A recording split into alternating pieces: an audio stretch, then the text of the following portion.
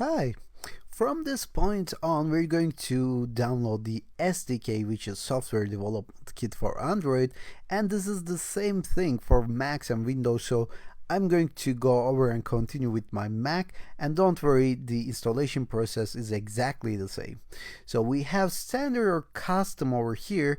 We're gonna go with custom so that I can explain all the settings.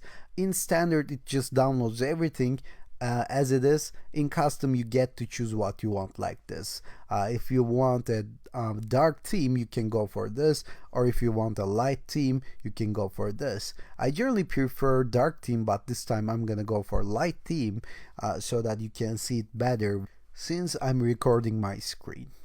So in here, we're gonna download the SDK, which is Software Development Kit, the files and folders that we need in order to develop Android applications. So over here, make sure that you choose everything like SDK platforms like Android Virtual Device, Performance, HAXM. So I'm going to explain all of these things, don't worry. First of all, make sure you select everything. Maybe it's not even uncheckable for you, it doesn't matter, just make sure you select it. Sometimes over here in the Intel HAXM system, you may get an error if you don't have Intel processor, if you have AMD for example. And don't worry about that, I'm going to explain what to do in that case as well. But if you can check it, just check it and download it. And for Android Virtual Device, we definitely want it. It's our emulator, it's our simulator.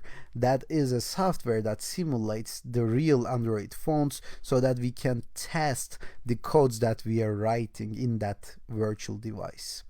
And over here, you get to choose your SDK location. Generally, you don't pay attention to these details, but this time it's important.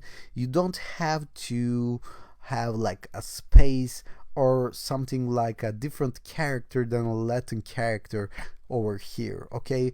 Otherwise it won't work. So make sure you don't have any spaces or any other funny characters over here. If you have it, just choose another location or else it won't work for you.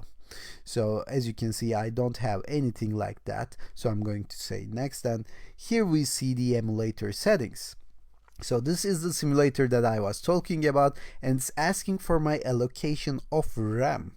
So this time it recommends 2 gigabytes over here, and I have 8 gigabytes in my computer, so I'm fine with 2 gigabytes. But if you have less, you can decrease this number from here, like this 1 gigabyte or 2 gigabytes. So depending on your system, you can choose to allocate 1 gigabyte, 2 gigabytes. I believe 2 gigabytes is actually the optimum if you have more than 6 gigabyte of RAM on your computer.